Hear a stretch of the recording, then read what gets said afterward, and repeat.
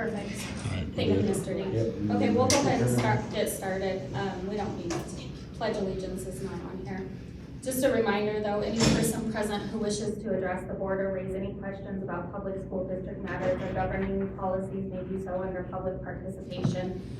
No discussion of personnel or individual students is permitted at this time. A limit of 3 minutes is placed on each speaker. Persons who want more time may make arrangements to be placed on a future agenda. The public is also reminded that they may provide input on all motions being considered by the board at this meeting. And I don't think the virtual public comment, because I don't have that on the agenda either. And it says, okay, so we'll go ahead and just jump in. So we'll introduce Bia. Elizabeth Kaliba from, you want to introduce yourself? Yeah, so my name is Elizabeth Kaliba, and I turned in Missoula. This is my first year of in school. And I haven't been here probably for 20 years, so it's kind of cool to see your high school. It's nice. And I specialize in K-12 public education, so I've come down today to talk to you guys just about some sportsmanship and also where you're at right now and how to make things work. Perfect. Okay. So I think we can just jump right in. Okay. So do you want to start with just some basic board, like some basic board issues stuff? Sure, we can definitely do that. Okay, so, I mean, as you guys know, I mean, is everyone here brand spanking new? Is what? You're brand new to the board? Yep. Okay, wow, okay. Welcome. When I told you there was one meeting last month, they lied. Always more than that. You have no idea. So school boards in Montana, we're pretty unique, so we're one of the only states that recognizes the constitutional authority of school boards. So Montana in particular has a constitutional provision that says the supervision and control of public schools are vested in locally elected trustees. And what that means is you have an incredible amount of authority to dictate how your schools run.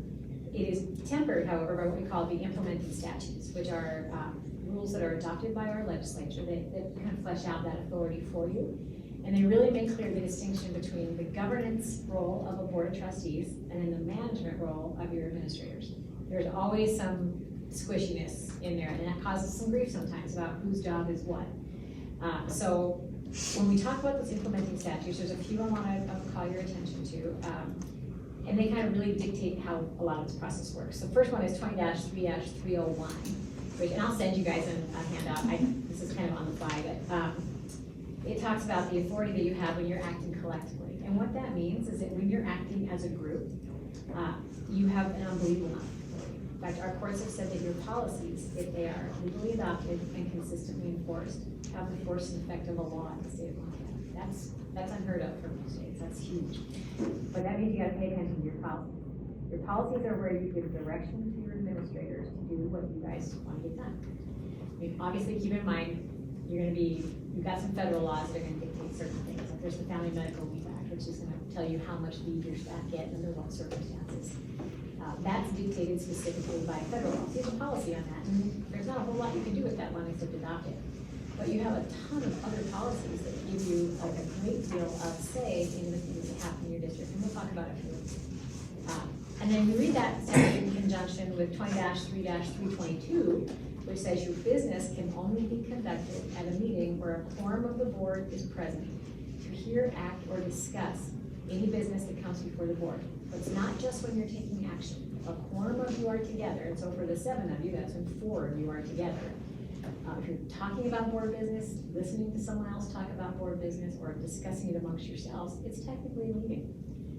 The reality is that I hope you have something else to talk about besides board business if you're all just hanging out together somewhere. But people will assume that you are talking about it. So we always just say, just proceed with caution if a quorum of you are together. Doesn't mean that 2 of you can't talk, or even 3 of you can't talk outside of this meeting. And also you can convene a quorum over text or other kinds of messaging, so be really careful with that because those do become discoverable. It's different than what's a public record, but if you get yourself involved in any kind of litigation, and one of the first things they're going to say is, I want to see all the emails and text messages from the trustees regarding anything to do with this particular issue.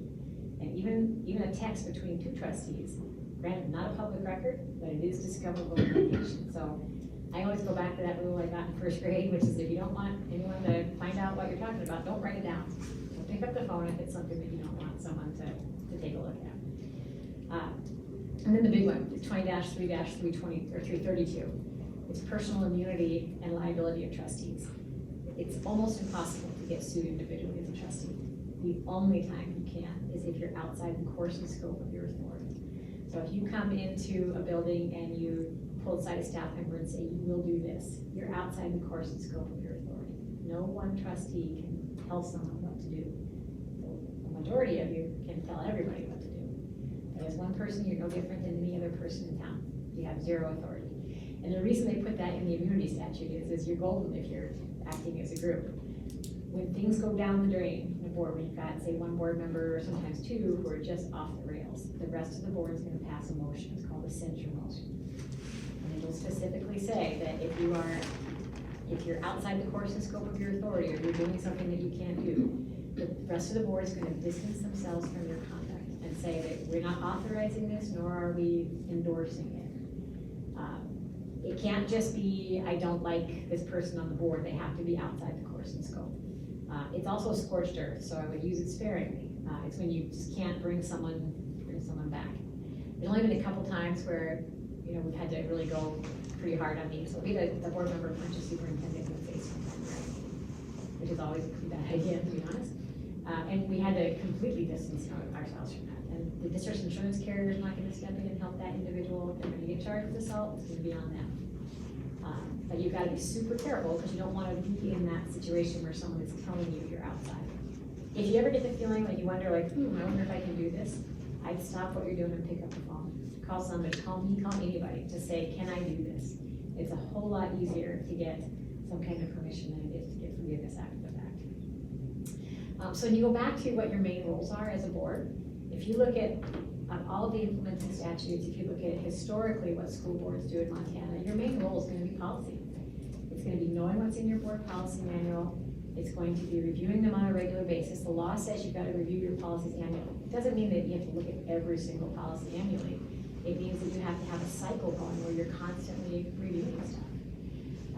One thing I do for a lot of my boards, though, they send me their agendas, and I write down the policy number for them next to every single agenda item, so that they know that what we're doing has a basis somewhere in policy. When I find things that aren't in the policy, it's usually something the board has no business being in. And that's where you start getting into that, what's management and what's governance.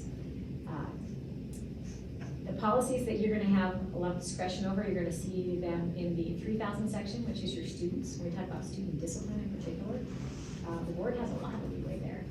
When you get into the 2000 section, which is instruction, you have some. The state of Montana, because you fall under the Board of Education and their accreditation standards, you have to meet those standards in order to remain an accredited school. So there'll be policies that you have to adopt, and then there's other policies that you do have discretion over. 4000 is your community relations, a lot of discretion there. 5000 is your staff. Those are heavily regulated, a lot of it based on state and federal law. You have collectively bargained public employees. They are the most protected employees in the state of Montana. So a lot of your policies reflect the rules and the laws that apply to them. 6000 is admin, 7000 is financial. Again, you have some leeway, but the state of Montana dictates a lot of what goes on financially for you. And then 8000 is kind of what we call the catch-all. It's transportation, food service, things like that. But in those policies, you give the direction to your staff of what you want done. The how it gets done is reflected in the handbooks that are really a derivative from your policies. They can't conflict with your policies. They're the notice that you have to give everyone. You're going to hear a term in your service in the board, you're going to probably get sick of at some point, called due process. And it's interwoven into your entire school because your staff have due process because they're public employees. The collectively bargained ones have even more. Your students have due process because state and federal law says they do. And then to make it even more confusing, when we're talking about students with disabilities, they have their hearing process is called a due process hearing. So it's gonna come up, but that whole concept of notice, step one is your policies. That's where you give everyone the notice of what they need to be doing. You're also a public employer. Is anyone here a public employee besides the people that actually work here? Anyone? Public employment is weird. I'm not gonna get into it. Sometimes you think especially if you own a business, you look at public employment rules, this seems kind of backwards. And sometimes it does feel that way. However, And you are a public employer, you're a large public employer. So you've gotta have some rules in place, and you've gotta consistently enforce them, and you have to back up your staff when they enforce your rules as well. One of the most difficult things for staff is when they're following a board policy to the T, and then it gets up to the board, and the board caves and overrules them. That's a tough spot to be in. So your rules are there for that reason, so that your employees have the ability to follow them, and that your administrators know what rules they're going to be enforcing. You have different kinds of employees that you need to be aware of, obviously. Your superintendent is what we call a Title II employee. That means his employment or her employment runs directly under Title II of the Montana Code. That's the portion of the Montana Code that deals with public employees, public officers. There's lots of rules for you guys in there as publicly elected officials, like ethics stuff. That person is the only person in your district that can have a contract more than 1 year. Your superintendent contract can go up to 3 years. And you have to give notice before February 1st of the last year of the contract. So if you run a multi-year contract for your superintendent, before February 1st of the last year of that third year, you have to let them know whether you're gonna renew them or not. If that date goes by and no one says anything, it's renewed for an automatic 1 year. That's only after the first contract though. So if I know you guys are in the soup process right now, so say you hire someone and say you gave them a 3-year right off the bat. At the end of that 3-year, because it's the first contract you have with that person, you don't have that February 1st issue. It's gonna be on the next contract that the February 1st kicks in. No one expects you guys to remember that, to be honest. That's your soup's job actually, and your clerk's job to tell you, hey, we're coming up on a deadline that you guys need to know about. And you have your district clerk, another Title II employee. Your district clerk is someone that's a statutory employee. Every district in Montana is required to have a clerk. It's a big job. It is the money, it's keeping track of all your records. You guys are heavily regulated financially. Every penny has to be accounted for. So that person has a heavy lift, and their job is to give you accurate information so that you can make decisions. I don't know where you guys are money-wise, but everyone in Montana always seems to be, kind of on the edge. We don't get a lot of money sometimes. So you really need accurate information because you're going to be making big decisions, particularly now that you have a high school. And it's been a while now, but when we get into things like activities and things that are excellent for the community, they're excellent for your kids, they cost a lot of money. So we always have to talk about how are we going to divvy up what little money we have. We also have to live within our means. There's no running over budget and hoping that you can have a bake sale or something. You have to figure it out. And that means tough decisions are going to come your way. You'll get recommendations from your superintendent and your clerk, but the decisions, the final decisions, rest with you guys. You have your certified staff. That is everyone below your superintendent whose job requires certification. So you guys have an assistant superintendent. You have probably a curriculum director. You have probably a special ed director. Maybe, no? Okay. So your teachers, your principals, your assistant superintendent, curriculum, all those folks, or anyone you have a special ed, no matter who they are, they acquire tenure when they have been offered and accepted their 4th consecutive contract. Your collectively bargained staff, the terms and conditions of their employment are covered by the collective bargaining agreement. So wages, hours, working conditions, things like that. You can have a lot of policies in your 5,000 section, and you do, but the collective bargaining agreement takes precedent over your policies. It's really important to understand that relationship with collective bargaining. You guys run a negotiations committee, or how do you guys do it? It's a lot of work, and the intent is to get to an agreement with your staff that everyone can live with. But the inherent conflict is always going to be, your teachers in particular are going to want to get raises, get increases, and then I think everyone agrees they probably deserve it. But the question is, how much money do we have? So we have to consider salary, benefits, etc. for everybody. It's a lot. Your teachers are non-tenured, again, until they've accepted that 4th contract, which means at the end of the year, before they're tenured, you can non-renew them in your sole discretion.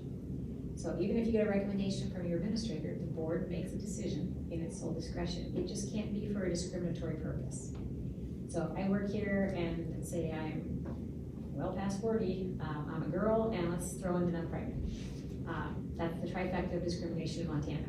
You couldn't turn around and say, I don't think you're gonna be able to do this, or we don't have any interest in doing this. That's gonna be an automatic out. but it can be darn near anything else. It can be as simple as, I park in your parking spot every day, and you just don't like it. That's not discriminatory, that's a stupid reason, but it doesn't make a difference, it's good enough. But your admin spend a lot of time evaluating your staff, and they bring recommendations to you. It's because they determine this person either is a good fit for your district, or they're not a good fit. Again, as boards, you have that discretion to accept or reject it, but we always caution, listen carefully to what they're saying. They're not gonna come in and say, here's the reason, because it's a probationary employee, it's without cost. And you have your classified staff. Are classified staff collectively bargained as well? Yes, Okay. they are. Okay, so oddly enough, those folks get the cause protection way faster than teachers. Whatever the probationary period is in that agreement, usually 6 months. 90 days, I think. Well, for Okay. Paris, I think it's 90 days for Paris. 90 days, okay, that means they're essentially tenured after 90 days. So that means your admin staff in particular are really watching a lot in that first time, because once you go past that and they are no longer probationary employees, it's very difficult in Montana to fire a cause employee, really difficult. So sometimes we make difficult decisions right up front and say, this isn't working out. But all those folks, then again, they get the protections of the collective bargaining agreement. They have the 5,000 section of your board policy manual, which also provides information. And then Title II for the classified employees in particular talks about their sick leave, their vacation leave. You can't collectively bargain around either of those. So it's a lot. And your staff, they know it, and their job is to bring those recommendations to you. As a board, there's nothing wrong with ever saying, like, I need more information, or I'm looking at this, I'm not understanding why you're doing what you're doing. You can pick up the phone before a meeting and call your soup and say, there's a recommendation to do this. Tell me, give me some ideas. What are you thinking about? There's nothing wrong with that. I think that there's a lot of times there's a thought that admin can't talk to individual board members. They can. What they can't do is if it's inherently confidential. So if you were to say, I know you're bringing a recommendation for a non-renewal of this person, I want to know the reasons. Unless they're going to be willing to say those reasons out to the general public, they're not going to probably tell you over the phone either. There has to be some trust there. At the same time, that trust has to be earned. So it's a working relationship, and when you talk about that relationship with your administrator, you develop that over time, and you develop it by establishing goals for that person of what you want them to achieve, and then you give them the opportunity to do it.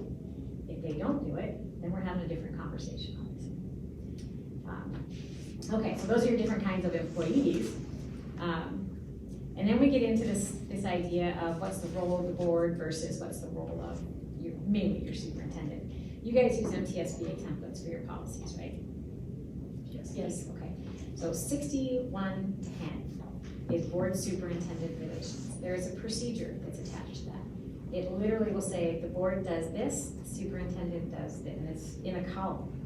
The intent of that policy is to delineate what the board does versus what the superintendent does. The nicest way to say it possibly is like it's how everyone stays in their own lane. What you'll notice from the board side of it, it's a lot of, it's more global picture. The board's gonna set a direction, and then the administration has to get you there. What those policies are intended to do is to avoid situations where there is some confusion about whose job it is to do what. The easiest way to remember it is the board doesn't have a role in the day-to-day operations of the school district, but it sets the rules under which the day-to-day operations are conducted. So the board, for example, can pass a policy that says there'll be no cell phones in, say, K-8. That if you bring a cell phone to school, you gotta turn it in the office or whatever. That's the board's role. The administration doesn't have a choice about following it. It will be followed. How it gets done, though, is up to the administration. So are we gonna say that we're gonna have a big bag in the front of the room every day, everyone puts their phones in it, or we're going to buy those little lock pouches, or just don't bring it? That's what the admin will come up with. The board, though, sets the rule. Where we get into some struggles sometimes is the implementation concept. Is if the parents will come, you guys that are brand new, if you haven't been mugged in a grocery store yet by someone that's got a thought for you about something going on here, you will be, I guarantee it. People will call you, they'll text you, they'll find you in public, they want to talk to you about what their concerns are. And I understand it's their kids. They're upset. They think that the easiest path is to go right to the board. What they don't understand is that, again, as a public employer in particular, you're what's known as a line staff employer, which means you start at the bottom and you work your way up. That is no one's first choice. I hate doing it, but there's a reason you have to do it because of the type of employer that you are. But it's gonna be important that you guys know enough to tell them, here's what our rules are and here's how you go back to it. But when people are really bent out of shape, they're gonna wanna come to you and they're gonna wanna talk to you about it. Individually, you refer them back to your administrators. The worst thing an individual trustee can do is say, oh, let me take care of that for you. Or, wow, that sounds like you got the short end of the stick, let me see what I can do. There is nothing that you can do. There's literally nothing except refer them back to your policy 1700, which is your uniform complaint procedure. I'm unhappy with something, I gotta follow it. If as a parent I say, well, I'm afraid of retaliation, the only thing you can say as a trustee is the only avenue for you to get something out of this is for you to follow that policy and procedure. If you don't, it will eliminate the board's ability to take action down the road. So for example, if a trustee gets involved and starts messing around with a situation involving a staff member, the union's gonna file a grievance, which they're going to win. And it's going to call into question whether your board as a whole can be unbiased, which you're required to do when things come to you. Anyone have any questions about that so far? I know I'm blah, blah, blah, pretty fast. I guess I have a couple, just from what you, we do have a little bit of, we've butted heads a few times in the area of the board asking the admin for more information and the admin feeling like one individual maybe is asking for that information and they feel like that is an overstep, that they're not required to provide that information. How do we figure out what that line is, what that looks like, what is overstepping? Can you give me an example of what information was being asked for? Like, do you have like a good clear example? I mean, I think I might, okay. it might be something to do with, you know, like a non-renewal or something like that. It doesn't border on getting to personnel information. Would that be a good example, do you think? 'Cause I feel like we've had curiosities before about, you know, a certain staff member or administrator, and some members have asked for information, I have, and I don't receive it. So I think that there's like a boundary there. There is. And where that line really is if you're asking for something that isn't public record information and you're asking for it as an individual, they can't give it to you legally. They're going to half the time because administrators know that you guys are their boss and you put them in a weird position if you do ask them for it. Number one thing I see this for is that something big happens in the school with, there's a big fight in the playground. Everyone in the world wants to know what happened and what are you doing with those little guys. If you call the trustee and say, I need to know what happened, the only thing they can tell you is any information they would give to the general public. If as a board, you want more information, you can ask the administrator for it and you're gonna be entitled to it. It's when you individually call, that becomes the problem. As a board, if there's a fight, we want more information around that, we're entitled to that information. You would be, yeah. I mean, it's gonna be awkward, I'm not gonna kid you, because it's gonna have to be on the agenda. And you're gonna go into a closed session most likely because we're gonna be talking about kids, which means you also have to give notice to the kids and their parents and they have the right to be present because it's their right of privacy. The reality is that the fight is the perfect example. That's day-to-day operations stuff. I do have another question, like in regards, and I can do an example on this one, like for out-of-district approval and denial. The policy states that if a parent doesn't like the administrator's response to denial, that they can petition the board.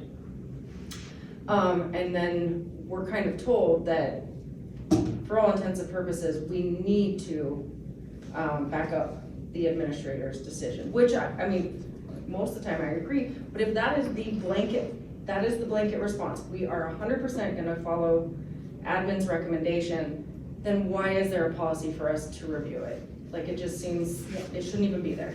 There shouldn't be a circumstance where you are told you have to back up the administration. That's the whole point of the board. You have two functions. Legislative is your policy part, and you serve a judicial function, which is you are an appeals board to decisions made by your administrator. There are going to be times that you don't agree with your administrator. If the out-of-district attendance thing is a good one, because the way the law is now, parents can pretty much pick and choose where their kids go. There are very few reasons you can say no. So if your admin is recommending, for example, a no, say the kid's been suspended in the prior school district, and your policy says we will not accept you if you've been suspended, the parent can appeal, but the board or the administrator is enforcing your policy. So while you can still, as a board, if you choose to not follow your own policy, okay, you're the board, you can do it. You're validating, I mean, you're basically setting a new rule, which is we don't have a policy. As a follow-up to that, like if we admit a kid who got in a fight, and we override it, and we say, yes, you can go here because this circumstance, and it was so this and that, is that opening us up to? Absolutely. Okay. You're setting a precedent, which is, there's a suspension, we have a policy that says we're not gonna take you if you've been suspended in the prior district, but you're a phenomenal basketball player, so we're gonna let you in. That means me, the crappy basketball player, and I get into a fight, I'm coming too. Because I'm gonna argue equal, I mean, not every parent's gonna be as gung-ho and savvy about the legal part of it, but you're opening a door. That's where it gets back to, the only time that I will tell you that an administrator should be able to say to you, I think I know where you guys are gonna vote, or I think I know where this should go, is because they are enforcing your policy. If it's a true discretionary decision though, it's 100% yours. Look at the renewal and non-renewal of staff members is the perfect example. Your admin brings you a recommendation to non-renew and non-tenure, and the board doesn't accept that recommendation. That is your sole discretion. Is it gonna cause some hard feelings with your admin? Probably, but it happens all the time, because the law is abundantly clear. It's, the board accepts or rejects recommendations from your administration in their sole discretion for hiring. Go ahead. Or is it still with this one? No, you can continue. Go ahead, Sherry. I have a question, just in regards to Saturday's meeting. The motion on the table was to position title intern superintendent, for the 26-27 contract year, establishing a contract term of 270 days and setting a salary of $135,000, with all terms and conditions of the contract remaining unchanged unless specifically amended herein. I asked for a job description. 170 days? Yeah, 10 more extra days, and the reasoning I got from that, from Shane, was that, which is another one of my points that I have a question about, is because we have a clerk position open, obviously, too, because she resigned as well, that he would be taking on some of those duties, but I don't think that he can step into that position. Okay, there's two problems right there, well, actually three. One, it's my understanding that he's currently an assistant superintendent, is that right? Yes. Okay, that's a Title 20 position. You can't, he's gonna move to a superintendent position, which is a Title II position. The contract is going to look different, it has to legally. 260 days is a full-time contract. As a Title II employee, he's gonna be entitled to a certain amount of vacation, which means that he can't have a 270-day contract and legally have the amount of vacation that you have to give it by law. So it is going to look like a different contract. If it's a true interim contract, and he's coming from a tenured position, and you're asking him to step into a non-tenured position, if it is truly a one-year gig, we put in what we call a reverter clause, which means at the end of this contract, you're going to go back to your old position. And this can be very direct with you guys. So if you're gonna be looking for a superintendent next year, and you have an internal interim, he's gonna be applying potentially for the permanent job, you won't get a lot of applications, because everyone's gonna know there's an internal interim. It makes it really hard. So if you're gonna do that, generally boards will say, we'll give you a reverter clause, but that means that you will not be applying for the actual soup position. You're just you're our one-year gig. If you don't put in a reverter clause, you say, okay, it's fair game, you're a one-year superintendent, but we're going out and you're welcome to apply. So my question with that, I appreciate that, was that I asked for supporting evidence to find out why we were giving him more money than we wanted. Oh, is it the clerk part? Well, the Okay. clerk part, and like, I wanted his job description, his current job description, because we're the only state in Montana, I think, that has an assistant superintendent. You're only Class A school. Right, oh, that's what I said. Yeah. So, I don't know what that job description is, and I'd like to know what extra duties we're expecting him to do in order to. So and that's are you replacing, or are you filling the interim superintendent position, or will that be open for next year? We just filled that with Kelly. The interim? No, I'm sorry, the assistant soup. Okay. It's he's just gonna moving be, from assistant to superintendent, so he needs to move from a Title 20 contract to a Title II contract. Are you going to hire someone to be in his full job? That's the type of stuff I thought we were here discussing today, honestly. well, that was Yeah. originally what we were trying to work Yeah. out, all this stuff, and then Yeah, we well, got, let's get into it then, yeah, I mean, I don't know, I don't think he can't be the clerk and the superintendent, so you're for right. accreditation standards, you're Can required we to have leave a the 1.0. assistant superintendent position vacant this next year Yes. if we feel like we can move internally? We have some other admin that could probably fulfill those roles, whether we have to pay them a stipend or not, for a temporary solution. Yes. So what would be the most normal way this would happen in the district? So one, it's very unusual to have an assistant superintendent and a superintendent in a district your size.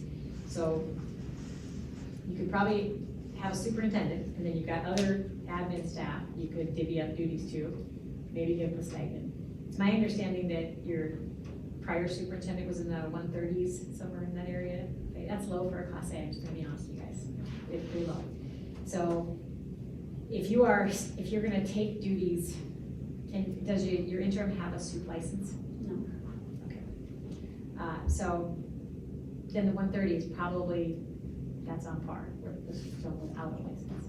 So the question would be, do you have folks below there that you can divvy up some of those other duties to? But I'd also wanna know, what other duties are we talking about? Because other districts your size function just well with the superintendent, and then usually you have a curriculum person. So you belong to a co-op, or how do you guys do SPED? We have our own. So you must have a director or something. We have a sped director, yes. You do, okay. So yes, you've got curriculum, you've got SPED director, you've got principals, you should be able to divvy up whatever it is. I need to see both job descriptions to understand how this works in the first place, but it's very unusual for a district your size to have both positions. So we So have extra principals as well. Oh, Yeah. okay. If, so I'm just gonna say that, like, because there's been some, in the original talks, when this first came up that Dawn was resigning, both Dawn and Kelly mentioned that we could potentially look at eliminating the assistant superintendent position. That didn't come from me, that was brought up. And so it has kind of been on the back of the conversations, I guess. If we were to somehow eliminate that superintendent position and Kelly did not get hired as the full-time, the permanent superintendent, could we potentially put him back in as he's tenured, he could go back in, but could he go back in another administrative role, not necessarily Yeah. the, You could structure the reverter clause just so that he is eligible for an administrative tenured position. and then would he revert exactly back to like where he is right this minute before he was as assistant, his wage and the contract, would that all go? That's up to you guys to decide. You negotiate that with the, I mean, if he's willing to jump into the soup position, you have to come up with the language for the reverter so that we all know what we're talking about. So it could be, he goes back to the exact same position as assistant soup, or he's gonna go back to, and it's his daily rate of pay that you're protecting. So whether he would go back to, say he's at 260 right now, or as a soup, because that's as high as you can go. And you put him back down to say at 220. He's gonna have the daily rate of pay that he was entitled to at the end of this year, unless you make a different agreement with him. So he did agree to take this interim position, right? We voted on Saturday and placed him in that role. But we still have contract negotiations like this reverter clause. What happens if we sit down with him and we do say like, hey, this is the reverter clause that we want, this is, a few other things, and he says, no, I do not want to do this. Where does that leave us? You just need to pivot and look for a different interim. You do not have to have someone in place by July 1st for accreditation standards. You have to have a superintendent on staff next school. But there are plenty of districts that lose their soups mid-year and have to figure out what to do. Some figure it out the hard way. There are interims available. If he were to say no, there are options for you guys to hire a different person to be your interim for a year. So I already thought we had a contract with this signed contract. So we have an assistant superintendent contract that he did sign for 26-27 school year at 220 days, with his current salary. So he has a job. Yep, For he next has a year. job, Yeah. correct. What you've done is you guys have offered him a different one, but you haven't come to agreement yet on the terms. So what you guys have to do as a board is figure out what terms you want to offer. And And then understanding it, Jerry, if I understand this correctly, the motion was to offer him basically the same. Oh, thank you. Don't mind my chicken scratch. Okay, don't mind if I don't have my cheaters. You change his title to interim superintendent, but you keep the same, the contract term of 270 days, gotta be 260, with all the terms and conditions of his contract remaining unchanged. I don't know what's in his current contract, but he is a Title 20 employee as an assistant superintendent.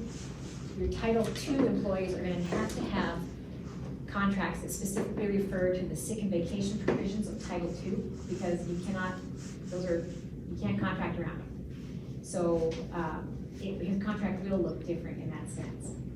It'll be a 260-day contract, at the 135, is that what I read there? Okay. So you figure out what his daily rate of pay is based on the 135 and the 260.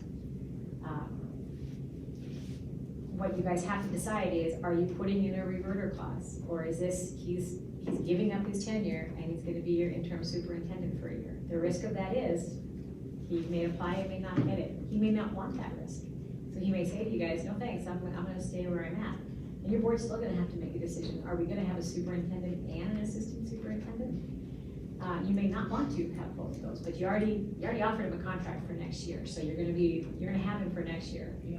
What happens on July 6th when our district clerk walks out the door, say that we offer him this and he actually says, no, I don't want to do that, but he's still assistant superintendent, he's still sitting up there. What does happen? I mean, who does sign checks? Like, where? So your board can, at that point, you got a couple of things. One, have you guys started looking for a clerk? The position was posted by, Mr. Chrisman. Okay, all right, so We do have 6 applications for, somebody that are, I think they all indicated they would start basically immediately, or do we know? I didn't look, I didn't know the time I've been working with. Assuming you get a others, clerk, that's a helpful thought. And then so it's your clerk and your board chair who sign the majority of the checks. So, but it's who's gonna make the decisions, basically the day-to-day operation decisions while your super's out. If you don't have, if Kelly says no, or you guys can't agree on terms, then he's going to be doing some day-to-day operation stuff just as the assistant super, because I'm assuming he's doing some now. But he does have a shortened contract, right? So he won't. Okay, so the question would then be Yeah. is, can you come into some kind of agreement with him where you give him extra days? It's gonna be a separate contract, it's gonna be an extra duty contract, almost like extracurriculars, but it would get you through the summer. If he says no to that, then I would strongly suggest, have you guys advertised for a superintendent yet? Yeah, we have, that's what I'm saying, we have 6 applications. Oh, I thought you were talking about clerk applications. Oh, sorry, Oh, okay, yeah. I'm sorry. No, if you've advertised for a superintendent and you have applications, then you screen them immediately in interview. And But then see we if- would, could we then, so those applications were actually for a full-time position. It's been a bit of chaos, so we originally advertised for a full-time. Could we, because I don't think anybody really at this point really wants to rush the process, do we have the ability to offer those people an interim position? Or do we? Well, I'm assuming anyone you hire for this next year is going to be interim, but by interim, if you mean less than like the school year? Well, I think it was this 1 year. Just So we Oh, would still absolutely, do, so we would absolutely, still do yeah. the full interviews in this beginning of the year, but this would be, hey, will you come sit here for the year? 100%. Okay. You're talking about if Kelly declines. If Kelly declined this contract, I'm just trying to Yeah. like, Yeah. so that we don't end up in this chaos that we were in thinking we had no options. I just No. wanna know. Okay, so let's say you can't reach an agreement with Kelly, but he's gonna stay as the assistant super. You're gonna screen those applications as quickly as possible, and I'll help you. I mean, at this time of year, there's 2 options. There's either someone who has voluntarily left a job and is just gonna be looking, and then there's what I call the island of misfit toys that keep rolling through different districts. You're gonna wanna avoid that at all costs, because that's not gonna help you this next year. But go screen the applications, figure out who you wanna interview, and schedule interviews sometime in that first week of July. When are you sitting down with Kelly and banging out some details? So I think we were in the process before kind of all of this, happened on Saturday. And I mean, we were close to having a kind of a very forward document that said, based on what he was saying and based on what we had, Okay. to talk to him again and then come back to the board and say, this is what kind of we've agreed on. Okay. So, Do you have another meeting set up with him to hammer out the rest? not yet, because Saturday happened and chaos just broke loose, so. But Saturday shouldn't have affected the terms of whatever you'd already developed. And like, if you have another, like, if it was an ongoing conversation, I'm just wondering, and that was her question, do you have another day set up to talk to Kelly? At this point, no. Well, But I mean, the board, We've been help me understand, the board voted on this, that's now our marching orders going forward, right? Your board voted on that, I don't call it an offer, but those terms. Right. Those terms just aren't legal. You can't give them the same contract you had last year. And you can't have a 270-day contract, a 260 is. So I guess, what do we do from here? Okay, from here, what you can do is, I would suggest that, who was talking to Kelly before? Jackie and I, Okay, so you can sit down with Kelly and say, hey, we have to move you from a Title 20 to a Title II. That's the first question is, are you interested in that? Because that is giving up your tenure. And do you, so if you're gonna agree to do that, is it gonna come with the condition that there be a reverter clause? I would die a shock if you said no, because most people aren't gonna give up tenure, especially under these circumstances where everyone doesn't seem to be on the same page all the time. I would say there's probably gonna be a reverter clause in there, which means that you guys have to decide if you're gonna include the reverter clause, are you going to then tell him, if you take this position, we're not gonna be looking to put you in as the full-time superintendent next year, you're just our placeholder while we do a real search. Are you interested in that? And are you guys interested in that? Or is this a test period, try out and figure out whether you want him or not? I don't know the answer to that. That's- We don't know the answer yet either. We're trying to be honestly very fair going into this and offer him the Yeah. opportunity, but we also wanna look at options. Okay, so again, I'll go back to, if you're going to do a full search, it's going to look a whole lot different, you're gonna have different candidates. If you have an internal, who's already been working here, who's your internal, and who's gonna apply. You're not gonna get a ton of people to apply because they're gonna assume that your internal's a lock. So you can do, cover this through board meetings by saying like, this is 100% open, we are not stuck on the internal, we want as many people to apply as possible. And that will help, but it's still gonna look a little different. The district said that if you're looking for that placeholder, you basically say, we have an internal, but that person is going to be reverting back to their old position at the end. So as board leadership, do say Lacey and I have the authority to determine whether we're going to be a hard line on this reverter clause? Or is that something that each time we need to bring back to the board? How does that? It's the board. It is the board. That's why you guys need to have these discussions now to figure out what are the parameters, what are you guys' marching orders? When you sit down with him, what are our bumpers here? So the reality is that you guys need a 1 year. He's gonna move from a Title 20 to a Title II. A reverter clause is a good idea. I'd probably ask him, is this something that you're gonna want to consider as a full-time gig, or are you basically helping us out for a year? Because we might be having this conversation for no reason if he says, I have no interest in being your full-time guy, I'm just gonna get you through the next year. He's indicated that he wants to apply for the job. Okay. All right. Correct. So then, He also brought up the reverter clause too, so.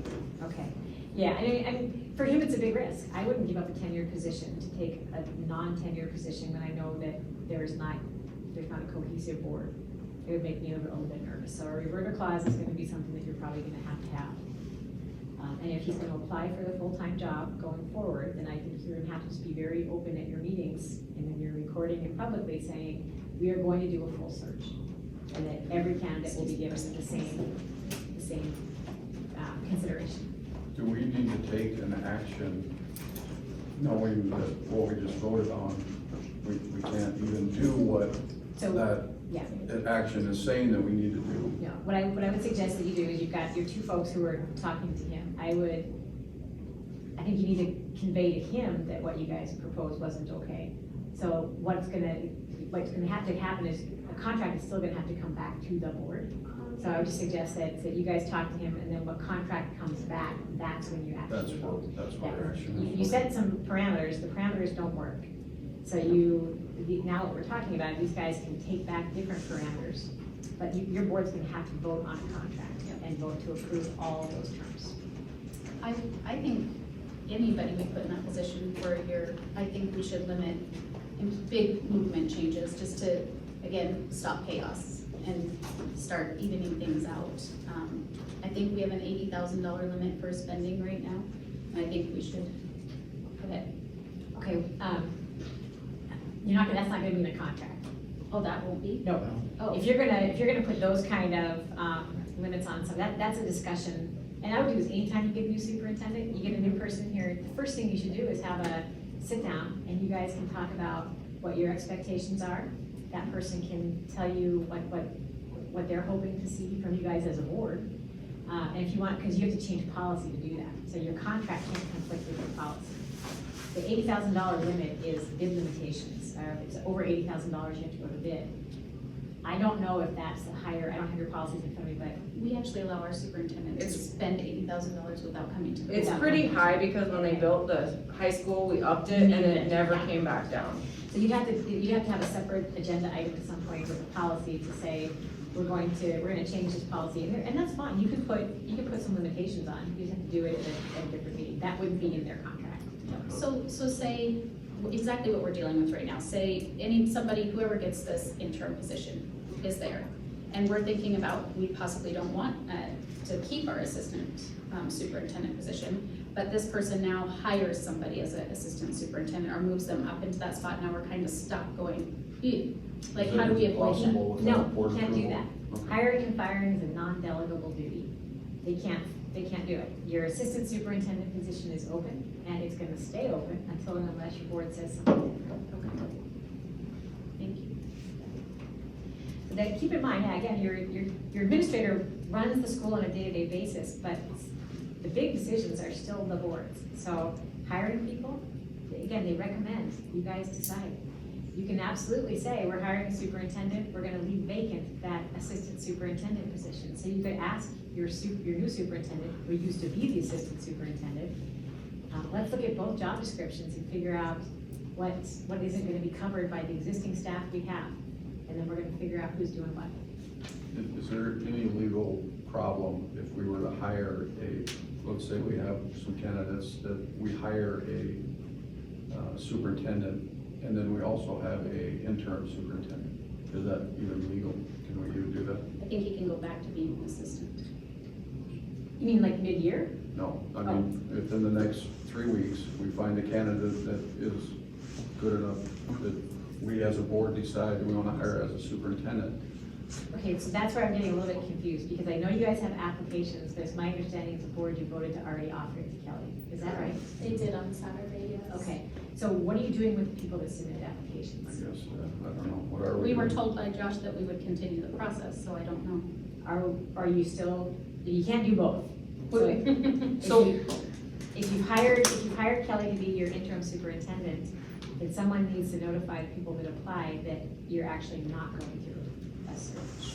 I think So that we're going to we continue are- the search. For the because superintendent. It is full-time open. position. Superintendent full-time, because So 26, 27, 28 would be the Okay. start. There's So no we close didn't, date. we did not put a, a start date. yes. Okay, Correct. I would guess that most of them think that it's this school year. Yes, So I would go back and clarify that for them, like, we don't have an open position now, Okay. but we do have the 27, 28. Are You're you not- still are you still interested? Now I have a question because this has been very misconstrued again to the community at this point. We have a lot of, I feel like, misinformation out there. How do we correct this to build trust with our community? Can I be super blunt? Please. I think your board needs to call a meeting and say, we did not handle this the best way humanly possible. Here's what we're gonna do going forward. And we are going to, obviously, we're gonna include everyone in the decision-making process. I'd also, though, to your defense here, I mean, having your soup and your clerk go at the same time is a pretty big deal. Right, with new Really big board, deal. new leadership, like it was Really definitely big very. deal.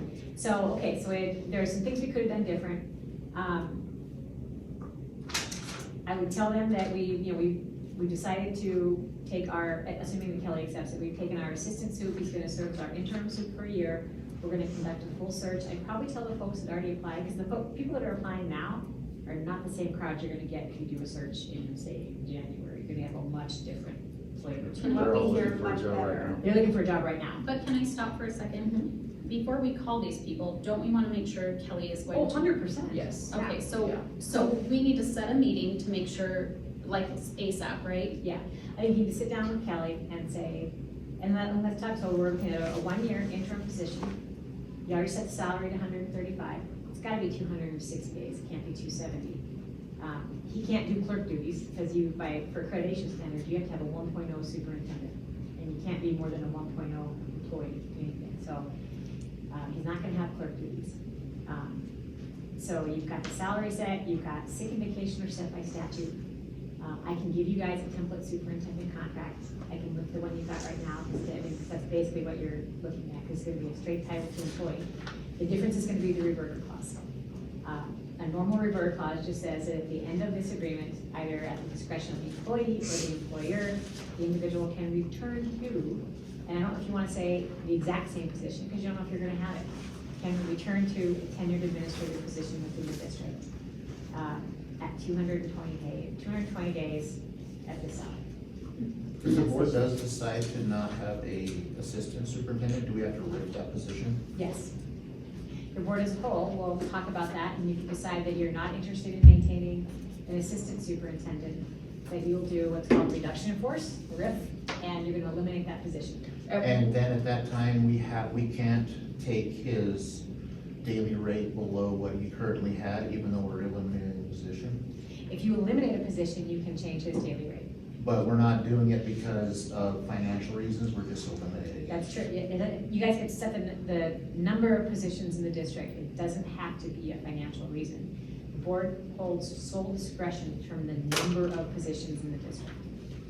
So we're not beholden to pay him what he was making in that position if we have to, No. if we end up putting him back into a separate role. Now, if you guys were transferring him, like say you go from, say he's a assistant superintendent and you're moving him to an involuntary transfer to a different position, you're gonna put someone else in the assistant superintendent position, then you have to maintain his daily rate of pay. When you eliminate the position, then he can be transferred to a different position, and he'll have a different rate, depending on what the position is. And how much notice, so assuming this current scenario at play, what kind of like notice would we need to do that, since he's gonna be in the interim position and? How much notice you have to give for a RIF? Yeah, just. I would tell you, I'd start talking about it right now. Okay. I would talk to other schools your size and try and figure out why you guys need 2 people in a position that everyone else your size has 1. And I don't know, I mean, there might be some different structure issue that you guys have here going on. Does the assistant super do curriculum? I've never seen a job description for, Is there a job description for your assistant? I think There has I think in a lot of, like, from what I understand, other districts call it more of a business manager. Does that sound? That's usually Business what manager or Lori, DM. or yeah, Oh, DM. oh. Yeah, business manager is Oh, a okay, clerk, clerk. that's Oh. the financial. I have another Never question mind. since we're Sorry. on this. I didn't know if you want to see that. We have multiple principal positions too, that we had created because we were going to get, I can't think of the name of the school that we were trying to open, Charters. Charters, thank you. Okay, so now we're a little top heavy. Okay, So how do we, well, I would go back to, again, look at the accreditation standards. What are you required to have for admin positions? And then from there, you figure out, okay, here's what we actually have. Then you start deciding, do we need all of these? If you don't need them all, it would be financially prudent to probably make some decisions about what we're gonna do going forward. So did you hire someone in anticipation of a charter school and then not get the charter school? yes. I understand. Okay. So what is that person doing now then? We actually have 3, don't we have 2? Somebody help me out here because I didn't write this down and I didn't bring notes, but We have 1 principal and 2 assistant principals in the high school, is what she's referring to. Okay, so right now you have a high school principal and an assistant principal. 2. 2 assistant principals. And in the one of middle those school, assistant we have principals- 2 as well, don't we? We have a principal and an assistant. Oh, I thought we had. For K-5, we have each building has a principal, and then there's 1 assistant between K-5. Okay. And does anyone know whether or not you guys did that for accreditation standard purposes? I don't believe so. Okay. That, where you start then is really with the accreditation standard. What does the law in Montana say you have to have for admin support? It's gonna be based on, for principals, it's gonna be based on the number of certified FTE you have in the building. So if you're talking about an elementary school, and you've got, and I don't have them off the top of my head, I'm gonna make it up, but if you say you have 250 kids in that building, then that means you have to have a full-time principal. If you have 500 kids, you've gotta have a full-time principal and at least a half-time assistant. I mean, and that's where you start, is to figure out what do, and if you guys wanna say, if you send me what your certified FTE is, I can shoot it back to you tonight, what you have to have in each building. And then your board has to make a decision about, do we want to continue with that level of admin support, or do we wanna go a different direction? The thing is, you already hired people for next year, so, We have time to, you got time to, yeah, you'll have Yeah. plenty of time to figure out how you're gonna go forward. You're probably gonna be having this same structure next year, or this upcoming school year, and then you have to make up your mind. Plus, you can't eliminate those positions once a contract's been offered, can you? You can, it's a lot harder, but you can do a reduction in force mid-year. You're usually have to show some kind of change of circumstances, and I don't think you're gonna have a lot. I mean, I think we're kind of where we are, but it is good to know this going forward so that we don't feel like, you know, so we know what decisions we can and can't make, yeah. yes, Ms. Massey, go ahead. So, if Mr. Kinsey is offered a contract with a reverter clause in it saying that he could go back to his old position, his old contract, all that kind of, and they eliminate the assistant principal's position, then what will be offered to him as far as a career move for him? So what I'd tell you is, I wouldn't write a reverter clause saying you're gonna go back to your exact same position. Right. You would go back to a tenured administrative position. But that there's still the same question is there, is what open tenured administrative position are you gonna have? You might not have one. If we don't have one, we're not obligated to put him in? No, if you have a reverter clause, he's going somewhere. Oh, okay, okay. So then you would look at, do we have any non-tenured principals? Not a great spot to do, but you gotta figure that out. So usually when you have a reverter clause and you have a principal moving up to a Title II position, you move someone else into that position, like a teacher basically on special assignment, or someone that's got their credentials, and they know it's a one-year gig, because everyone's going back. So if we were considering eliminating that position, I'm just trying to think this through, and we wanted to do any movement, or they wanted to do any movement within. Oh, that's a really hard spot. So but keep in mind too, I mean, this is, when you're talking about eliminating a position, someone's going to be out of a job. So you're gonna be one less person somewhere along the line. So if this was a normal situation and say your superintendent was staying, but your board was still having this conversation, do we need an assistant superintendent? If we said no, we'd be doing a reduction in force and Kelly would be gone. There's no bumping rights outside of collective bargaining. So it's just a reverter clause that gives him some protection. But the confusing part is you're also at the same time saying, do we really need the size of admin that we have right now? So you guys have a lot of decisions to make. You can help us You with had that. mentioned talking to other A schools, is that something like a committee that would be developed so that we're not just individually going rogue and? Strongly encourage it, because if you guys, randomly, you guys start calling other A schools, people are gonna start talking about you like you're crazy. So develop a committee to say, here's, you know, and it's not even that difficult. I can even, like, I work with a bazillion A's in Western Montana. I can tell you all their structure. But what you're gonna be looking at is, what's our A and B?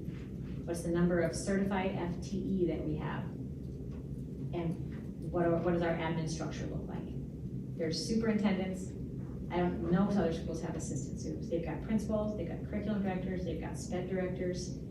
And that's kind of it. So, but I would talk to different schools that are about your size, try and figure out, especially the assistant stuff, try and figure out how many assistants do we have supporting principals. That's gonna be based on, a lot of times, the number of kids. So you got your superintendent, has one accreditation standard, and the number of admin or principals you have is gonna be based on students. So you're always, there's two different factors that you gotta consider, but you just need to know legally what do we have to do, and then what are we doing? Yeah, and I think Dawn and Kelly kind of had a different relationship as far as like who did what roles than a lot of people, just because they had their different Yeah. strengths and they worked, Yep. and that's great. It just, yeah, we need to figure out what those roles actually, we're gonna define them as and who's gonna be there. I did have another question about, since, as you know, we thought we, had you hired as our, the person helping us, but, we didn't do that quite right, so we're back to the drawing board on that. So at the next meeting, we will need to, figure that out. And we do have, I mean, we have the 3 options that we've been presented. Do we just, I mean, yes. How do we hire you? Oh, well, so, okay, let me back up. So it's my, so you guys Whoever. were, it wasn't on the agenda to hire me, is that right? It was, Well, voted on. Okay, well, so here's the deal. I It was was, not on the agenda. It was not on the agenda. So okay, that's so the then, problem. then that didn't happen then. So then what I would do is before you spend a dime, I'd figure out, first of all, if Kelly's taking the job, you don't have to hire anyone right this second.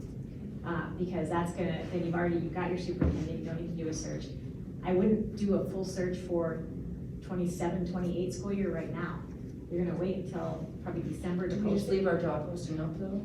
I wouldn't, because then you're gonna get a million applications of people that think that there's a job this year. So when postings come up, everyone assumes it's right away. When you're talking about soup jobs, you can start posting, like, even some posts in September and October, it's still kind of early. November, December is probably the earliest you're gonna post for a superintendent.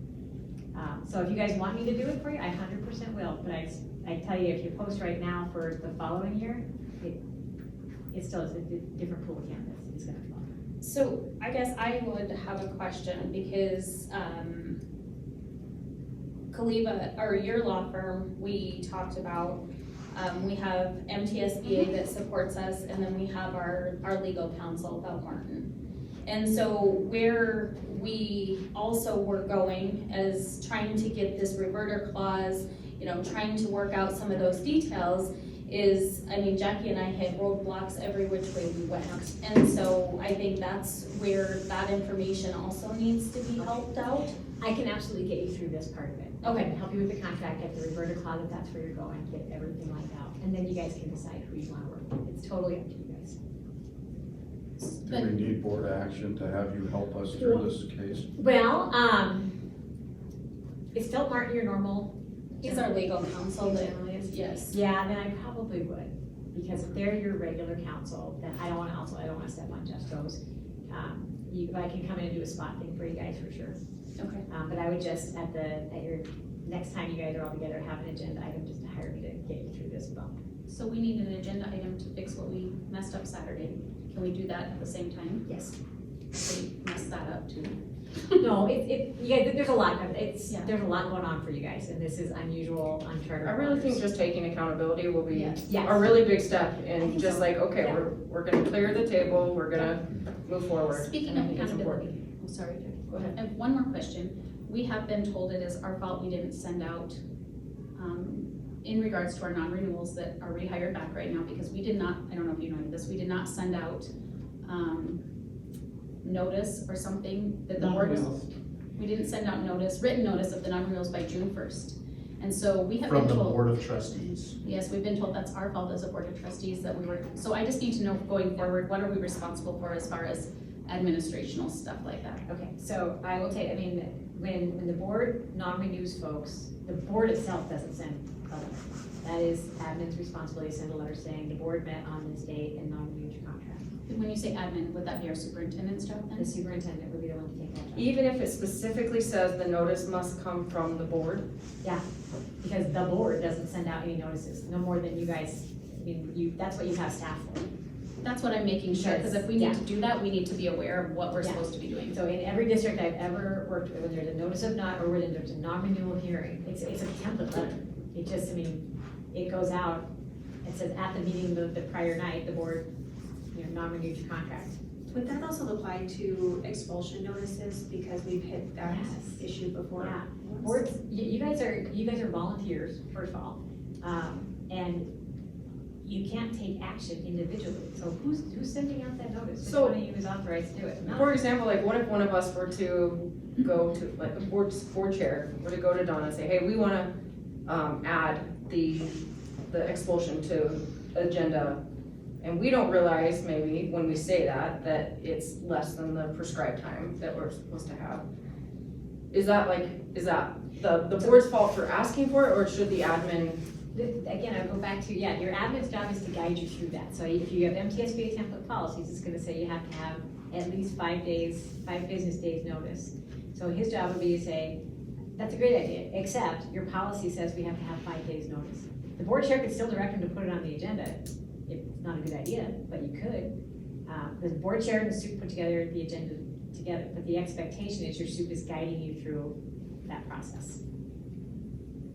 So and I guess just in this situation, that we're kind of in right now with our superintendent leaving and our interim or / assistant, I think where Jackie and I have kind of hit roadblocks for the whole board's, like we're not getting that recommendations and those supports. So, it might have felt like it was a delay, but we're really just struggling to get support of, you should have done this.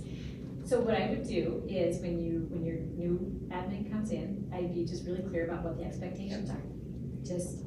And I think the board as a whole should be on the same page about this, is you guys individually don't have clerical duties associated with this. When notices are coming from the board, you have staff that put those together for you, and then they go out.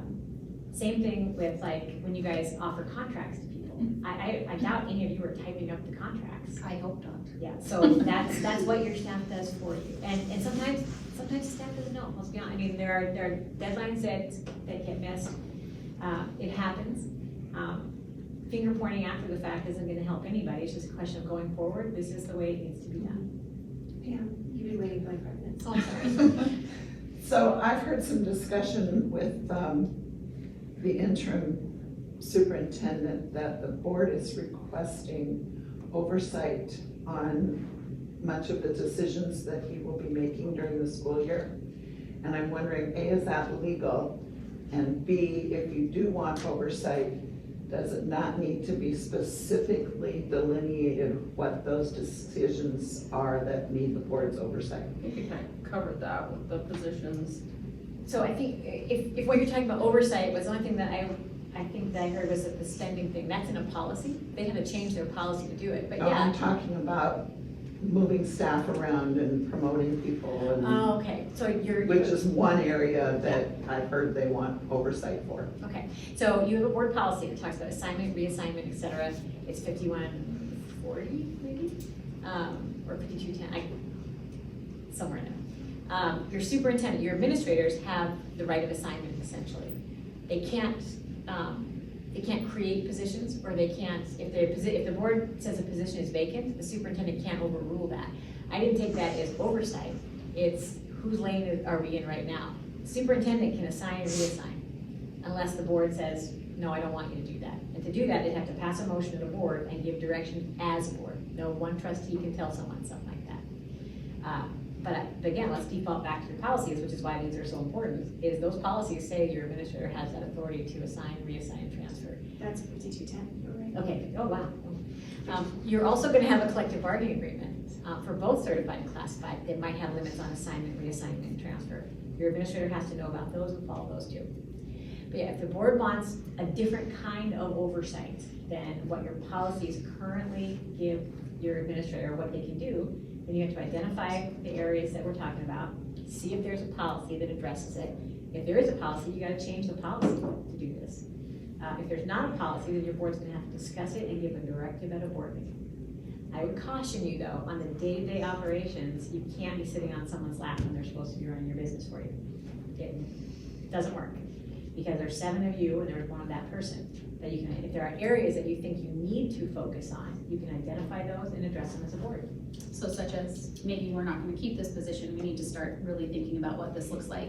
Correct. And we don't want, So right now, assuming Kelly takes the position, you have a vacant assistant superintendent position. As a board, you're well within your rights to say, you're not gonna fill that position this year. Totally fine. And if, look, we kind of already talked about this, but like if say he moves some positions around, but those jobs are still, we can reshuffle when the new assistant or new superintendent comes in, just because. It's up to you guys. Yeah, I mean, who's in what position? You guys do the initial hires. Your The policy says the superintendent can move people around internally. If the board wants to not have that be the case, then you're gonna address it as a board during a meeting and look at that policy in particular. Can you give us very specific guidance on what you recommend if you think that we need to do a new action item for Kelly's offer that we had voted on Saturday? What exactly should that language say? Okay, so let me back up. Was that an act, was the motion, as I moved to offer Kelly this position with these terms? I can bring it to you. Okay. Because I can't, I mean, a lot of it depends on what the actual motion was. It was essentially, Did the board approve an amendment to the employment contract of Kelly Kinsel? Yeah, so here's the problem. You amended his current contract. You can't, that's a Title 20 contract. You're gonna have to go back and say, the next meeting you're gonna have as a group, you're gonna have two things. One is you're gonna rescind that motion. There's gonna be, someone's gonna move, someone's gonna second it, we're gonna rescind that motion. The second action item is gonna be, I move to offer Kelly this contract, and you're gonna have a contract in hand to look at. And it's gonna be a straight Title II contract. The salary is fine. The days, obviously, we can change. So the only thing you really need to get a soup contract off the ground is the salary. So as long as everyone's on the same page, if the salary is staying the same, this is fixable without a ton of work. But you're gonna have, first thing you're gonna have to do is move to rescind this, because having an amendment to his current contract doesn't make sense, because he's a Title 20 employee, and everything in that contract, if it's a true Title 20 contract, would be based on what he's entitled to under Title 20. The only thing that's now making me a little bit concerned is, did you guys give him basically a superintendent contract and just call it assistant superintendent? Does anyone know? I don't believe so. I think it's Title 20. Okay, Yeah, from what I got from the first initial review, it's Title 20. okay. So I just want to make sure and understand, because I'm getting confused now, I'm sorry. You guys are going to first talk to Kelly before we would even do this, right? And make sure that, is that what the direction we're going? Yeah, there's no point in bringing a contract for it if he's not up for it. So sit down with him and just say, But it's hard too, because we're kind of going in circles, because we need the board to approve what we offer him as far as. so if the 135 can stand. Sure, Yeah. but then, like we were talking about, the Revision. The reverter clause. Well, let's, you guys talk about it. Are you guys interested in a reverter clause? And I mean, I guess here's what I'm confused about. I think if I'm understanding, Jackie would like help with just putting these options down on paper for them Yeah. to present to him, so that they can understand, because I think where the confusion is he might want one, there's options for him to take, and he needs to decide if he wants those options or what that looks like for future, for him, right? Tenure, not tenure, you had a different options depending on what he takes. yeah, I mean, the only option essentially is, I mean, if he's gonna take this position, I would die of shock if he didn't demand a reverter clause. Okay, so It'd be then, insane to take it out. But that reverter clause can be just back to a title. It goes back to a tenured administrative Yeah. position. Yeah, okay. so she would help you guys with the negotiating terms that you're going to offer to him. You would just bring it back to the board and we would vote on it, because I think we're already discussing this right now. So if he's agreeing to take it, and we've given you permission to do that. So if you guys are fine with that, I think you just bring it back and say. I mean, we use a regular superintendent That's where we contract. were. Yeah, that's where we were. Back to where we started. We'll do a regular superintendent contract with a reverter clause in it. And then for the 135, 260 days, is everyone pretty much in agreement that's where you want to be? Lisa, Yes, Mr. Henson. so just for clarification, I think there's some confusion out there. In the letter that was attached to Saturday's, Mr. Kinsey asked for 130,000 based on the 260 days. Yep. I did the math, 135 at 270 days is the exact same per day. So if we're going back to 260, are we going back to the 130 that you requested It's a as good well? question. Thank you for bringing that up. Because I did the math, because that's what I do for a living, and it worked out, and I'm like, oh, okay. But I think there's some confusion where it went from the 130 to the 135 in the Yep. motion, but it was the extra 10 days. Okay. Right. So, I guess off of your, because we have the thing that says or $135,000. But it also says 270 days, so it's all So- garbage. Yeah. I thought I had heard you say Yeah. that the 135,000 doesn't need to be messed with or can't be messed Well, with. I I didn't- guess which is, yeah. can it or can it not be messed with? So, I mean, it can be, that's the thing, is I didn't realize it was raised, I didn't know he asked for something different, and it was raised based on additional days. We can't do the additional days. So, if you guys wanna make this 100% super clean, you call another meeting, you as a board vote on what you're going to offer him, but I would strongly suggest that you talk to him before you do it, to know that he's even interested in it. If that's the case, and the first thing you do is, in that meeting, you rescind your prior motion, just say we've got our ducks in a row, we're gonna do this right, you rescind the motion, and then you come back, and as a board, vote to offer him, say 130, 260 days, and then you don't have to have another meeting. And the contract is just gonna be ratified the next time your regular board meeting happens.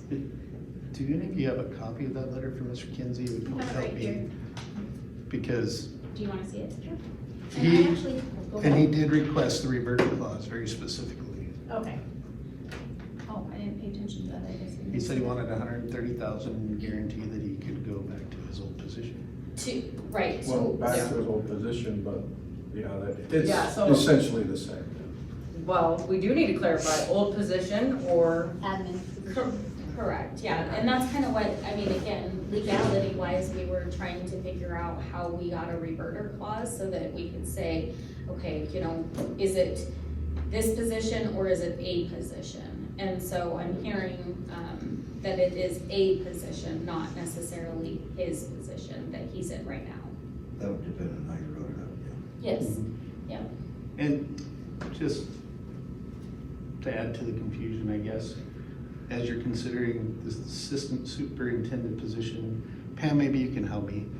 Back when we were campaigning for the high school and stuff, Mr. Crispin's position wasn't actually assistant superintendent. What was his position? He was the director of special ed. He was the sped director. And then when he went up to assistant superintendent, he kept special ed, but then he also became the grant writer. I knew it was tied to grants. And then when he became the superintendent, he still wrote all the grants, some of the sped. some of the sped still. Mhm. He's been writing grants for the school for 20 years. Yeah. So that wasn't, it was So I something he think took along the on. line, some of our positions got blended. Okay, For that sure. makes sense. And I think also, if I'm not mistaken, I hear other schools, like the curriculum director does write their grants. Yeah. So I'm wondering if we couldn't lean on Andrea, right, for a Yes. little bit more. And I actually have a question when you're done reading that, in regards to that one.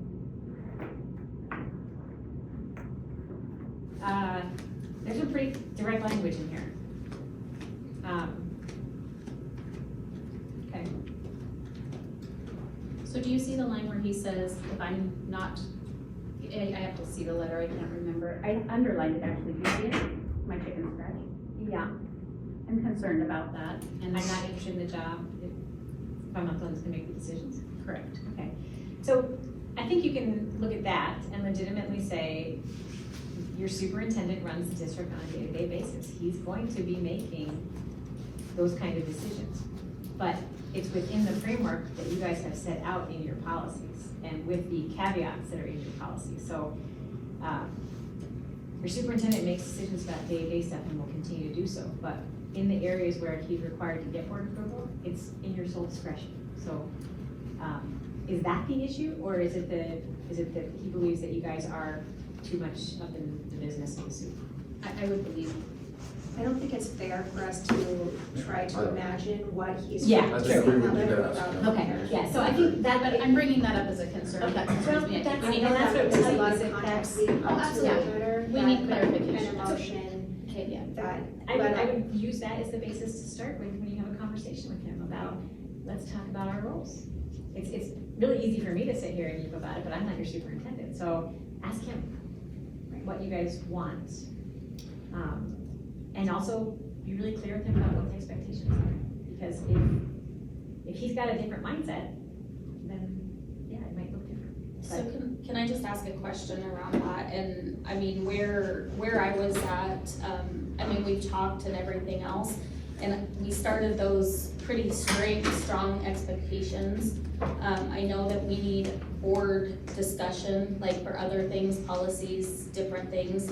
I would say the leadership change from last year to this year is different, the style, which is, I think, fine. But knowing that our leadership change and new board members came on, that's where we were having some of those very specific conversations. And that's where I think there is still that maybe, I don't know if it's confusion or whatever, but right, that we have to make sure that we, as a board, are acting collectively, that we have oversight. We're not in the weeds. I don't think we would ever want to be in the weeds, nor do I have time to be in the weeds, but having visibility to what is going on is where those expectations were set. To say, okay, you know, we have to act as a collective board. We're not going to have, I mean, there are things obviously that a chair can and should do, but there are things that I think, again, we as a board have to look at some of this stuff holistically going forward. So that's just context a little bit, but I think that Usually when I see this kind of dispute going on, you have individuals coming, community members sometimes staff, sometimes parents, coming to individual trustees and expressing concerns about things that are going on in the school, and they're not following policy 1700. It's been constant. Has that been going on? Mhm. Okay, that's the number one problem, is you guys have to be kicking all those people back and saying, if you have a question or a concern, you've got to follow our process.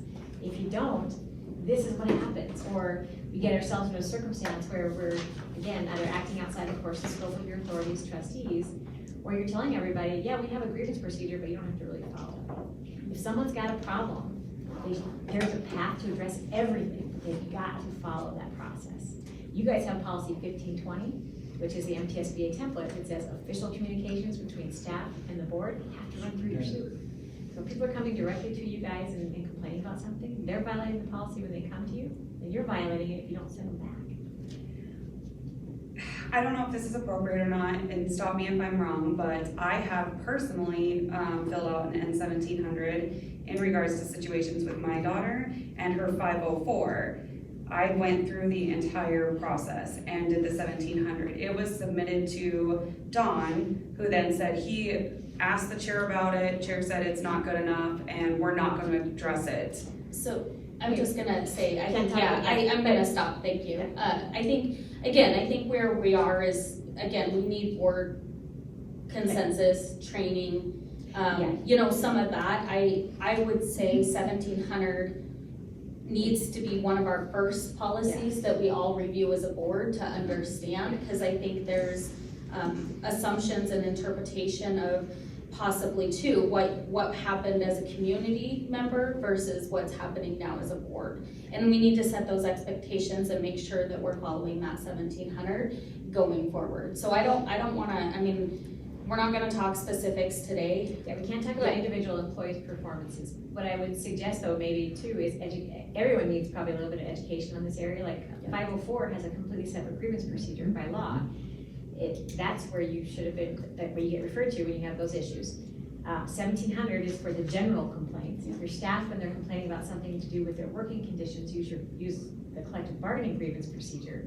So you might want to consider like a brochure. Again, I've got a template, I'll just give it to you. Yeah. You just make them, and you give it to everybody and say, if you have a problem, and it's very user-friendly. If this is your issue, here's the procedure. If this is your issue, here's the procedure. Stacy, did you have a flow chart on that?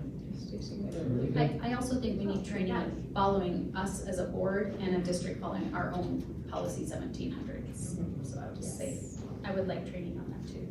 Unfortunately, when you as a board member have a community member who comes to you and says, I have a problem with this, and you say, that's fine, I am part of a collective body, I can't deal with this on my own, and you need to follow this policy to bring this to the attention of the appropriate people, then the community starts posting on Facebook that the board's non-transparent. 100%, yeah. Yep. You're gonna get roasted no matter what. I don't think we need to pay attention. I mean, I think that's not professional for us to worry about. That's on Facebook, honestly. No, and it happens, and board members just get lit up for this, or someone sends out a big email to the whole board and you don't respond because you can't hit reply all without violating the open meeting law, and then you get lit up for not responding. So, but it's educating, and they're just, if everyone is singing the same tune, which is, I hear you, however, individually, there's nothing I can do, here's the policy, or here's the procedure itself, know that policy number, 1700, tell them where to get it, it's supposed to be on your website so they can find it. And then I would always say, pick up the phone, call the soup and say, I'm just giving you a heads up. I got off the phone with this person, here's their issue, you're gonna be hearing about it. Well, 9 times out of 10, they don't move forward with it. Yeah, they want a vent, they want someone to listen to, but they also don't wanna actually have to file a complaint. Your procedure, your policy, again, has that, there's the informal process. And so someone can just come in and try and resolve it without going to DEFCON 5. But if that doesn't work, it's gotta go in writing, and that's where people stop. But then they, at that point, they frequently say, no one's listening to me, no one's helping me. Everyone's willing to help, but you gotta be willing to put it in writing, because all of our employees have due process rights, and they have to know what the complaint is against them and be given the opportunity to respond.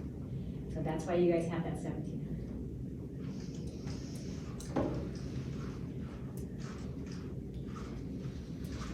Okay, so just to make sure, back to Kelly is the first thing for 260 days, 130,000 with a reverter clause, which will be, help and or looked at, not necessarily his position, but a position. Are we all in agreement of that?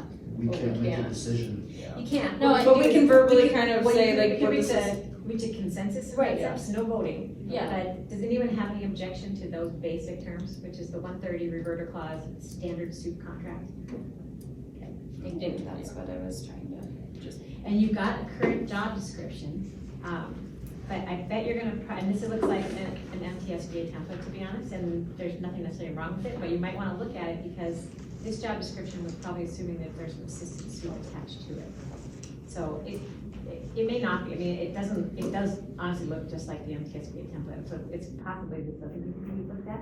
But I can give it to Kelly also and say, let's talk about this, let's make sure this is what you're actually gonna be doing. Do you guys need to set a meeting so that it's on the books for whatever is happening out of your, do we need to set a meeting so that we have it ready to go moving forward for whatever decision comes out of there? You probably wanna, I don't know what you guys' schedules are like, but you probably wanna Time. get another board meeting.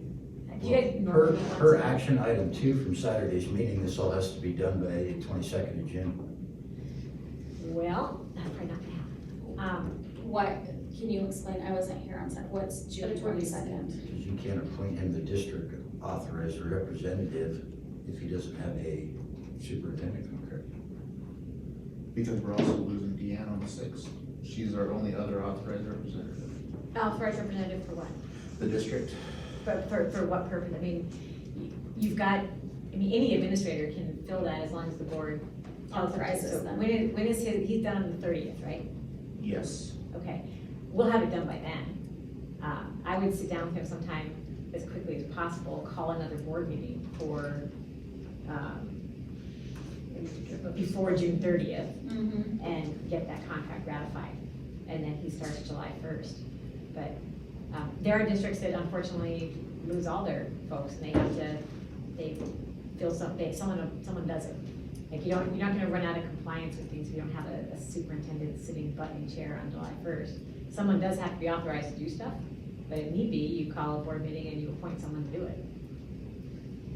I would try to have this resolved by then though, if you can, and assuming that Kelly's okay with those terms, it's pretty simple.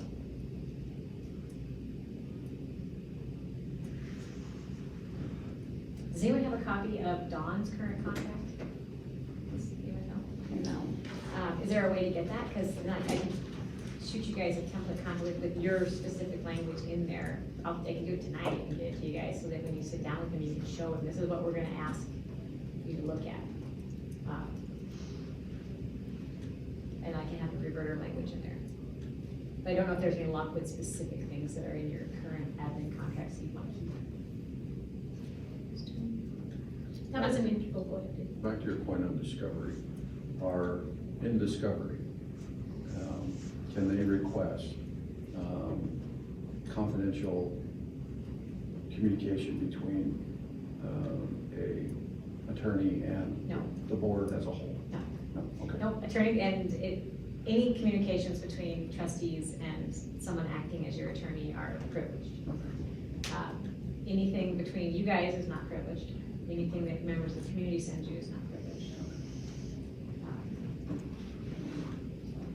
But yeah, stuff between, like, whether it's me or Jeff or anybody, if it's your lawyer, if someone acting in their capacity as your lawyer, that's off limits. I do have a question, not to confuse this, but I'm truly confused about, we have an assistant superintendent.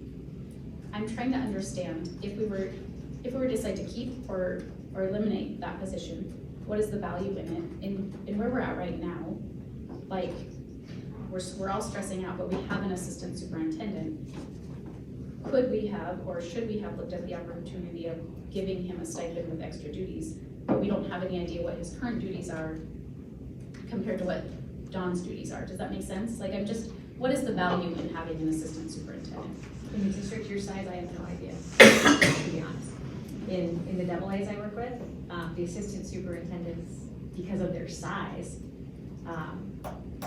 they have a pretty critical role, but in a district your size, I'm not sure, without seeing what both job descriptions look like, it's hard to tell who's doing what. That's what I was confused about, because I thought, I mean, hypothetically, we have a superintendent, he gets hit by a bus on June 30th. Yeah. We have an assistant superintendent. What are those expectations? Like, I don't know how we've engaged any of this without knowing what we were looking at in the first place, is what I'm confused about. So, I mean, that's a good point. If, God forbid, something happens to a sitting superintendent, it's, in most districts, what happens is the next person on the chain of command just moves up to get you through the year. That's usually what people do, just to keep the wheels in the bus. There's a lot of shifting of duties at that time, like different people pick up different things that you know, and some things might not be filled. But in you guys' case, where your superintendent's retired, you've got an assistant superintendent, there doesn't seem to be, no one seems to be super clear what the division of duties looks like right now. So it's when we're talking about just putting him up there and not filling that position, I think there has to be a conversation. That's why I said, let's look at the job description. There needs to be a conversation at some point as what was the division of duties? Because this is, based on the template language, this is everything a superintendent will be doing. I have no idea what an assistant superintendent will be doing based on this job description. So I'd track down what your assistant superintendent job description is right now, and then just have an honest conversation with them. Like, tell me, because I would bet in that job description, there are some things that are peeled off and that Kelly already does. So it's probably just gonna be coming up with a brand new job description that more accurately reflects what this position looks like. Okay. Yes. Are you guys growing as far as kids and stuff, or are you stable, or stable? Okay. Okay, what's your A and B, anyone know? Do you know off the top of your head, Josh? on that one? The high school was built for 750 students. Okay. We currently have just over 500. Yeah, I was gonna say. it's District not wide, we have something- 1,500 and something. Middle school's pretty well full. Okay.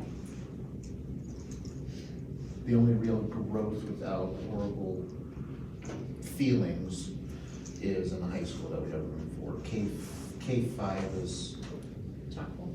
well, unless we start overfilling classrooms, and that's something that I, for one, would not want to do.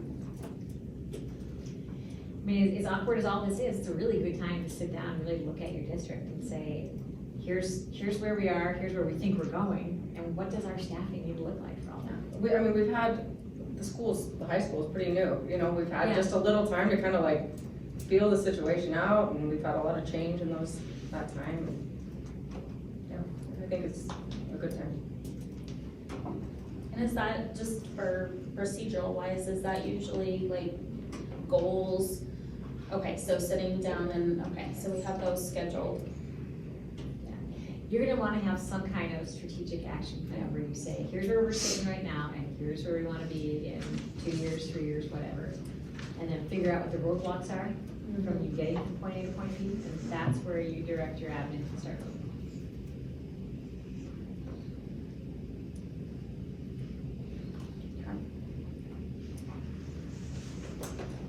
Lacey, I Yes. do have to get going. How would you like me to proceed with the recording? I think we might be wrapping up. It feels like we're kind of quiet. Is everybody good? Got a direction forward? Okay, well, or So we'll we look can forward just. to probably a meeting this week after you guys have had the opportunity to talk about it. Yep, yep. And I will shoot you guys that template contract tonight, and then we can dig up the current contract. Yep, I just asked for it, Okay. so we'll see if we can get that and get It's it. been requested. Isn't it in, shared docs with us? I believe so, Mr. We're gone. Skidmore. Yeah, some previous board documents, if you have those.